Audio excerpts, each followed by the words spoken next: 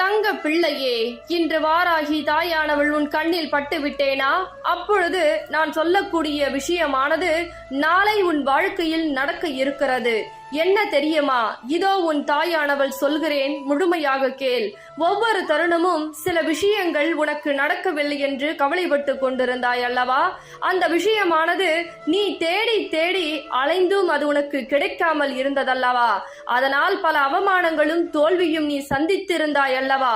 கடைசியில் இந்த தாயிடம் மன்றாடி, தாயே எனக்கு அந்த விஷயத்தை நடத்தி கொடுங்கள், உங்களுடைய பிள்ளையை காப்பாற்றுங்கள், ஆபத்தில் இருந்து என்னுடைய வாழ்க்கையை முன்னேற்றத்தை கொடுங்கள் என்று என் தங்க பிள்ளையானது அந்த விஷயத்தையே நினைத்து அழுது கொண்டிருந்தது. ஆனால் என் தங்க பிள்ளையே, அது காலதாமதம் ஏற்படுத்தியதற்கு காரணம் உனக்கு நிரந்தர வெற்றியை தர வேண்டும் என்றுதான் இத்தனை நாட்களாக காலதாமதம் ஏற்படுத்தினேன். ஆனால் நான் உன் கண்ணில் பட்டுவிட்டேன். நாளை அது நடக்கப் போகிறது.